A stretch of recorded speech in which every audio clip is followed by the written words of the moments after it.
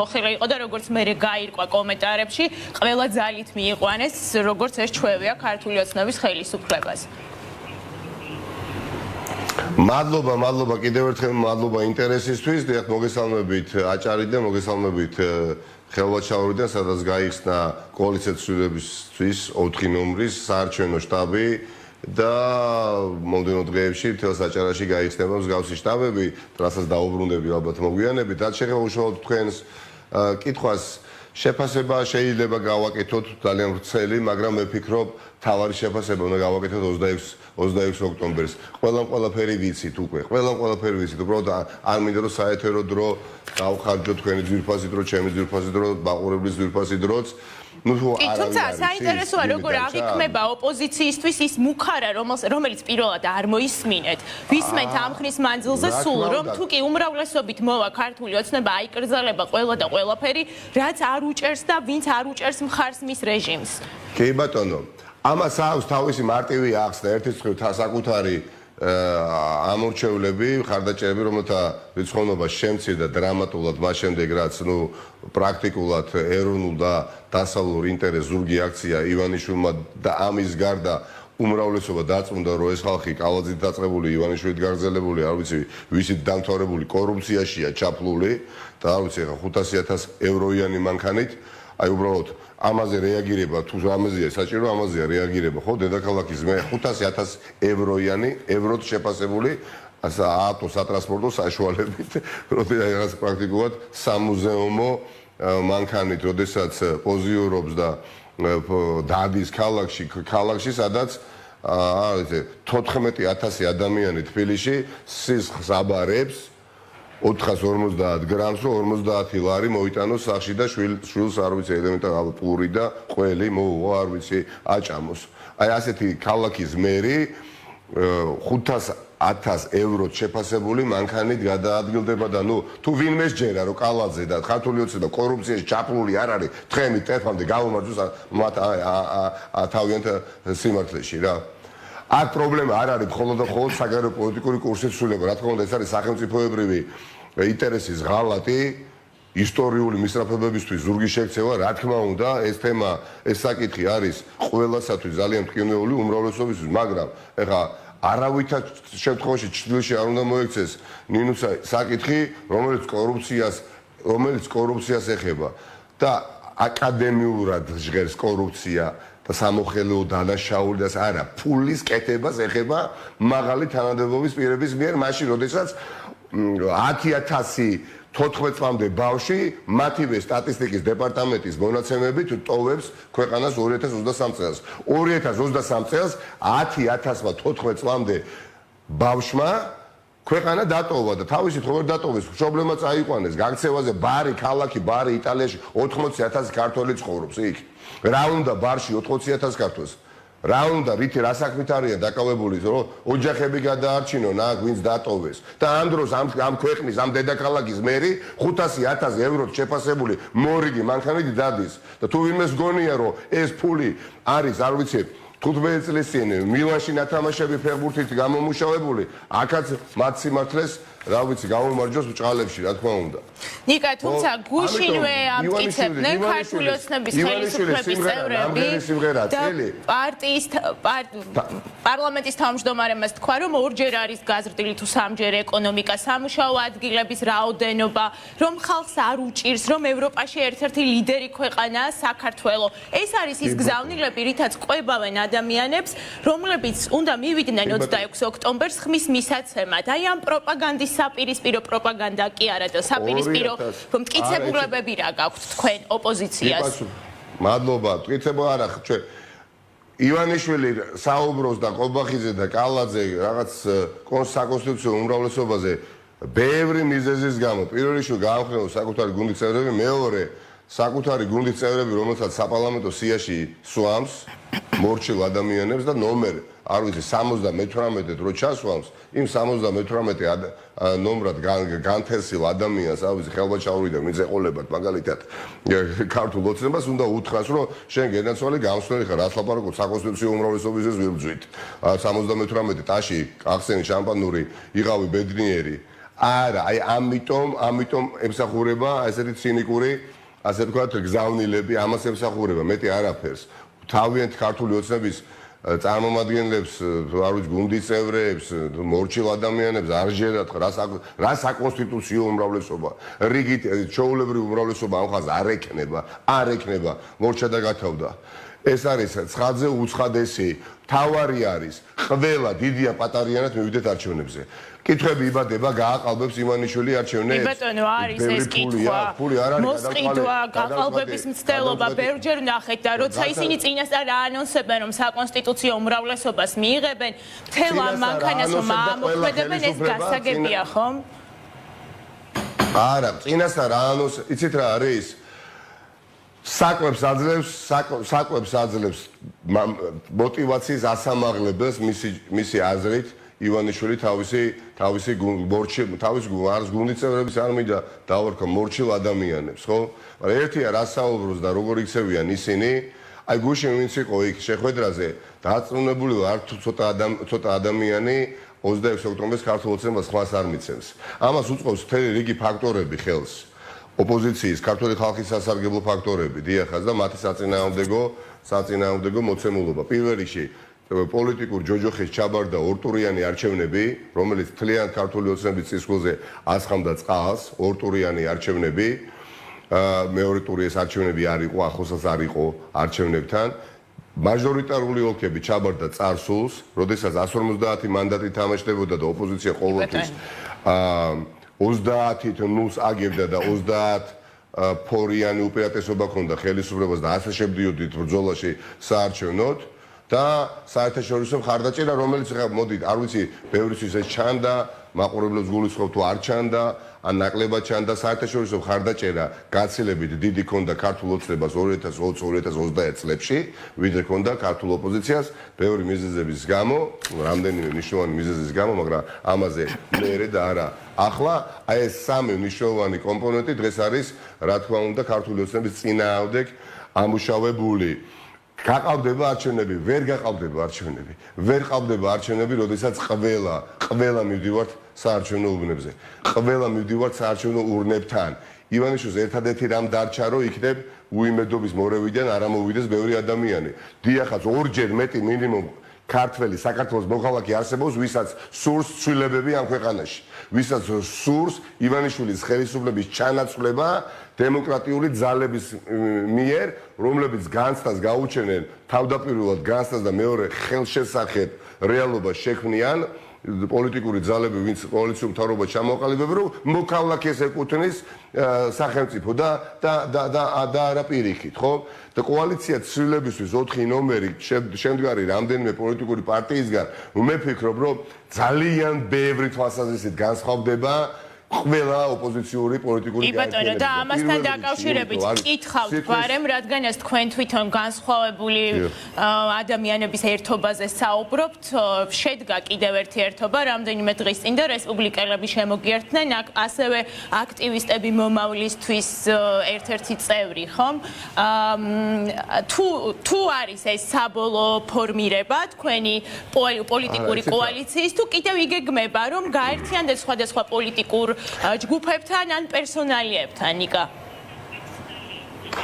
ძალიან ჩვენთვის მნიშვნელოვანია, რომ ძალიან ბევრი ამორჩეველი და მხარდაჭერა ყავდეს კოალიცია ცვლილებისთვის 4 ნომერს, რომელიც თვის ბოლომდე ყველგან გახსნის საარჩევნო შტაბს და აქტიურ, ძალიან შინაარსიან, ძალიან დინამიურ კამპანიას, საარჩევნო კამპანიას დაიწყებს სექტემბრის პირველი რიცხვებიდან. რა თქმა უნდა, დღითი დღე გვეამაყება, დღითი დღე სულ უფრო და მეტნი ვხდებით ყველა ქალაქში, ყველა მუნიციპალიტეტში განსხვავებული ადამიანები, სხვათა შორის. ადამიანები, რომლებიც წლების წინ იყვნენ, მათ შორის ქართული ოცნების აქტიური მხარდაჭერები, ადამიანები, რომლებიც წლების წინ იყვნენ წინა ხელისუფლების პარტიის წარმომადგენლების და ამორჩევლები. ჩვენი ძალა არის მრავალფეროვნებაში. აქ არ არის ის პლატფორმა, სადაც ვიღაცა წამოაძახებს, რომ შენ 2012 წლის 1 ოქტომბერს ივანიშვილის პარტიას როგორ მიეცი ხმა. არიან ასეთი პარტიები და კოალიციური, ასე ვთქვათ, რაღაცა ცენტრები, სადაც ამას აძახები და ასეთი ადამიანები განსხვავდეს არ მიდიან და არ მივლენ, ხო? ნუ სამწუხაროდ, ხო, ადამიანი დამოკიდებულებას იცვლის საბედნიეროდ უпростоრეთ წლიდან წლამდე, მაგრამ ძალიან ბევრმა ადამიანმა რაღაცა კეთილი განზრახვით მიიღო ეს გადაწყვეტილება 2012 წლის 1 ოქტომბერს. რა ვქნათ, ეხა ზმნად უნდა ვადინოთ ადამიანებს ცხვირიდან მათ მიერ გაკეთებული არჩევანი, როდესაც ისინი იაზრებენ, რომ მომავალი უნდა ბევრად უკეთესი ვიდრე აწყო და ვიდრე წარსული, ხო? მე მაგალითად ძალიან ბევრ ჩემს მეგობართან ერთად ამ პოლიტიკურ ბრძოლაში ჩავერთე 2013 წელს ოპოზიციიდან და ჩემი მიზნები და ამოცანები რაც იყო მაშინ იგივე რჩება ახლა. უბრალოდ ჯერა რომ წარსულით მომავალში ვერ ხვდები. ჯერა რომ კოალიცია ცვლილებების საარჩევნო ნომერი 4-ის ამბიცია არ არის უბრალოდ რაღაცა ეფემერული დიახაც, აი სავსებით დაწუნებული ვარ რომ გახდება მთავარი სიმბოლო ცვლილებებისა და გამარჯვებისა. სიტყვის ფასი აქ ფასობს. თანმიმდევრულობა აქ ფასობს. აქ საპარლამენტო მანდატებისთვის არავინ არ იბრძვის, იბრძვის ცვლილებისთვის და თუმცა მაინც საინტერესოა კიდევ ვინმე შეიძლება თუ არა მოიაზრონ კოალიცია ცვლილებისთვის რიგებში და როგორი იქნება საარჩევნო სია ამ პრემიერობის კანდიდატი, ეს არის ძალიან მნიშვნელოვანი კითხვა წინა საარჩევნო. მინუცა იგებაცოხე ნაკლებად აი გიპასუხეთ გულწრფელად, მინდოდა იქამდე მივდიოდი ჩვენ აქ არ ვიძვით საპარლამენტო მანდატებისთვის კოალიციის 3 ლიდერი არის წარმოდგენილი ამ კოალიციაში, რომელსაც არაერთხელ საპარლამენტო მანდატი დაუტოვებია. თავისი ნებით. ვისაც ჰქონდა დაუტოვებია და მე ვფიქრობ ყველაფერი ნათელია, ხო?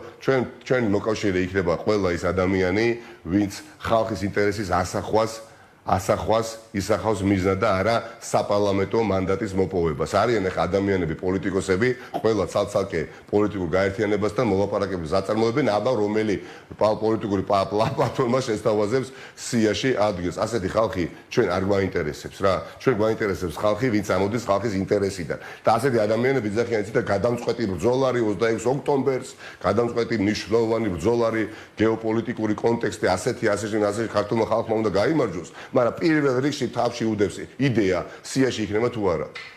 აი ასეთ ადამიანებთან არასოდეს არ გვექნება ჩვენ საქმე რა, პირდაპირ გეუბნებით. ჩვენ გვექნება ქართულ ხალხთან, ღირსეულ მათ წარმომადგენლებთან საქმე. და გონია რომ გულწრფელობა არის ძალიან მნიშვნელოვანი და ჩვენ ასევე გვჯერა და ამიტომაც ნიკა და მე თავი და პარტიას ახალი დავარქვით, იმიტომ რომ ახლებური მიდგომაა მნიშვნელოვანი, დამოკიდებულება პროცესებისადმი, ადამიანებისადმი, ამიტომაც კოალიციას ქვია ცვლილებები გის დროასთან და რესპუბლიკურ პარტიასთან ერთად, ახლა და ძალიან ბევრ ადამიანთან. ჩვენ გვიდა ცვლილებები და საკუთარი თავის საუკეთესო ვერსიები უნდა გავხდეთ. ცვლილებები იწყება პირველ რიგში ჩვენი თავიდან, რა თქმა უნდა, ოლიგარქიულმა აი ამ ხელისუფლებამ ძალიან ბევრი რამ წაბილწა ამ ქვეყანაში, მათ შორის პოლიტიკური სპექტრის მნიშვნელოვანი ნაწილი, ხო? და უიმედობა, რომელიც ფსუფევს საქართველოში, დიახაც, საზოგადოებრივ პოლიტიკურ ცხოვრებას და მიმართებაში, რა თქმა უნდა, ლომიწვილი ამ ყველაფერში მიუწვდის ქართულ ოცნებას, იმიტომ რომ მათი ინტერესი იყო, მაგრამ მოდი ასევე სიმართლე ვთქვათ, რომ არა მხოლოდ მათი მბრალეულობა, არათანმიმდევრული სიტყვის ფასის მიმართ უდიერი დამოკიდებულება პოლიტიკაში შეუძლებელია დღეს პირდაპირ გაგებით, აი 3 დღის წინ აგინებდე ადამიანს, ლანძღავდე თან დასაბუთებით, არგუმენტით და 3 დღეში შენ მასთან ერთად იყო საპარლამენტო სიაში და ასე შემდეგ. ხო, ადამიანები ეხა უყურებენ ამ პროცესს და არ იჯერებენ, რომ ასეთ ხალხს უნდა ცვლილებები.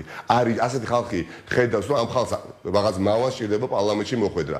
ამით მე ვამაყობ, რომ კოალიცია ცვლილებისთვის 4 ნომრისთვის მნიშვნელოვანი არის იდეა და იდეის გარშემო გაერთიანება. განსხვავებული ადამიანები ვართ რიგ საკითხებთან დაკავშირებით. შეიძლება 100%-იანი თანხმედრა არ გვაქვს, მაგრამ მომავალთან დაკავშირებით გვაქვს სრული ჰარმონიული ერთობა, აწყოს დიახაც უყურებთ ისე როგორთაც ვუყურებთ, თუმცა მე ვიმაჩნია რომ სიტყვას ამ კოალიციაში ფასი აქვს გავლენებისგან თავისუფალი პლატფორმაა და ყველა უყურებთ პოლიტიკურ კორუფციას როგორც მანკიერ წრეს, რომელიც უნდა გაირღვეს. დიახაც პოლიტიკური კორუფციაა დასამარცხებელი, ჩემოდენებით არ უნდა ირბინონ პოლიტიკოსებმა რომ სიაში სადღაცა გინ ოპოზიციური პლატფორმიდან და გინ ხელისუფლებიდან ჩაჯდნენ და პარლამენტში მოხვდნენ და მე 4 წელიწადი არაფერი არ აკეთონ. ეს ბანკიერი წრი არის გასარგვები, ეს ჯებირები არის გასარგვები. რა მარტო ქართულ ოცნებაში ხდებოდა ეს ყველაფერი რა არ ვიცით. ანუ აი ეს ყველაფერი წარსულს უნდა ჩავაბარო და ამიტომაც გვაქვს დიდი სურვილი და ამბიცია რომ კოალიცია ცვლილებებისთვის 4 ნომერი იყოს ძალიან ძლიერად წარმოდგენილი მომდენო კოალიციურ მთავრობაში. ვინაიდან ჩვენ მათ შორის შესწავლაზე მასნასწავლი პოლიტიკოსები ვართ. არიან აქ ადამიანები, რომლებსაც ნაკლები აქვთ გამოცდილება, მაგრამ ეს ჩვენი ძალა არის, კომბინაცია გამოცდილებისა და ჯერ კიდევ პირველ ნაბიჯებ გადაუდგამი ადამიანების ერთად ყოფნა და ენერგიების გაერთიანება იძლევა სინერგიას, მაგრამ რაც ვთქვი, სულ თავში იმით დავალსრულებ ამას. მე მჯერა მკაფიოდ, რომ წარსულით მომავალში ვერ ხვდები. არიან ადამიანები, ვისაც მიაჩნია, რომ წარსულით 20 წლის წინ რასაც საუბრობდნენ, 20 წლის თავზე როგორც იქცეოდნენ, 20 წლის თავზე კვლავ უნდა მოვიდნენ ხელისუფლებაში. არავითარ შეხედა, ჩვენ გვიდა ახალი და არა ძველის დაბრუნება. ჩვენ გვიდა მომავალი და არა მდგომარეობის მოპოვება. ამით განსხვავდებით დრამატულად ყველა სხვა პოლიტიკური გაერთიანებისგან.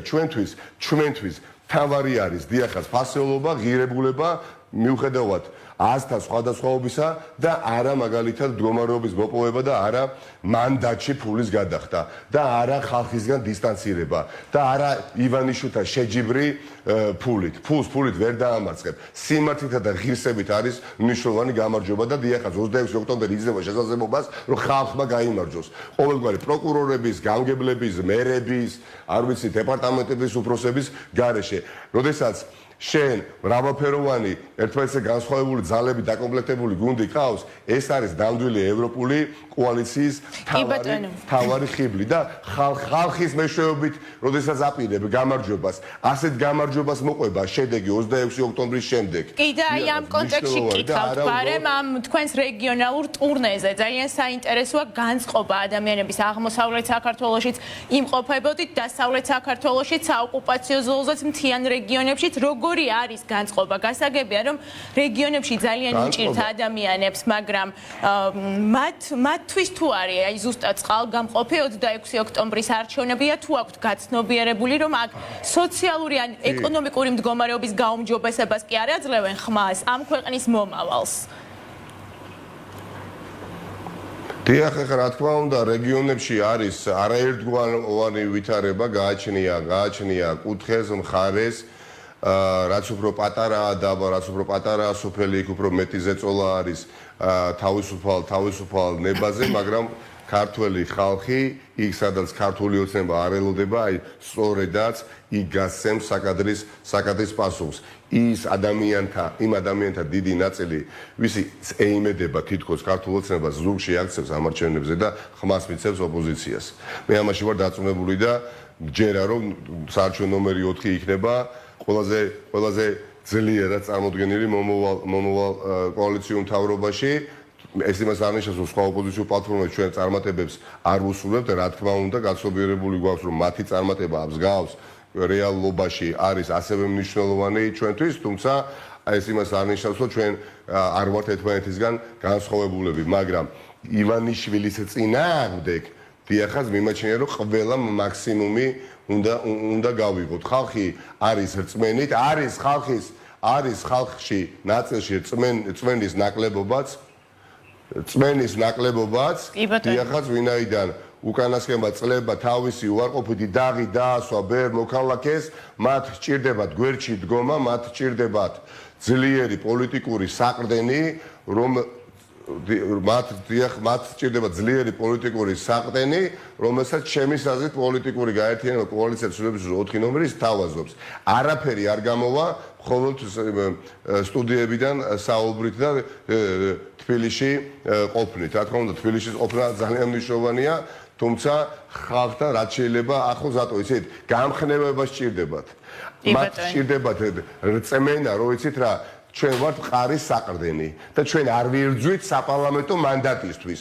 მხოლოდ დიახაც არამედ ვიზვით რეალური ცვლილებებისთვის. დიდი მადლობა. ამაში დავარწმუნებთ მათ თუ პოლიტიკურ ქარვასლას ადგილი არ ექნება და არავითარ შემთხვევაში რა თქმა უნდა კოალიცია ცვლილებებისთვის ეს არ იქნება, მაგრამ თუ ადამიანი დაინახავს რომ ოპოზიციაში არის უბრალოდ დაახლოებით მეტნაკლებად შეიძლება ის მანკიერი ბაცილებით შესული რაც ქართულ ოცნებაში არ მოწონდა მხოლოდ ხალხი ფიქრობს საპარლამენტში როგორ მოხდეს ბუნებრივია ჩვენ ბევრ ადამიანს ვერ დავარწმუნებთ იმაში რომ ისინი მოვიდნენ არჩევნებზე. კონტრასტული უდიდესი სხვაობა უნდა იყოს ქართულ ოცნებასა და ოპოზიციას შორის. ამ შემთხვევაში ქართულ ოცნებასა და კოალიცია ცვლილებისთვის 4 ნომერს შორის.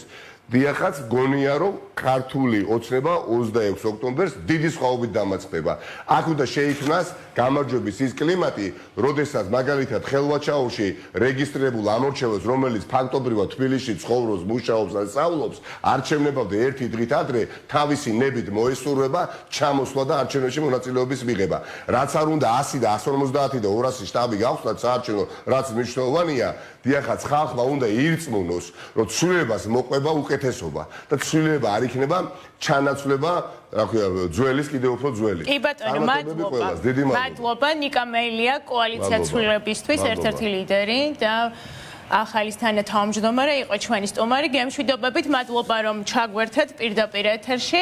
ახლა ჩვენ შემოგვიერთდება პოლიტოლოგი გია ხუხაშვილი, ვისაუბრებთ იმ პროცესზე, რომელიც წინა საარჩევნოდ არის ამ ქვეყანაში. ბატონო გია, მოგესალმებით.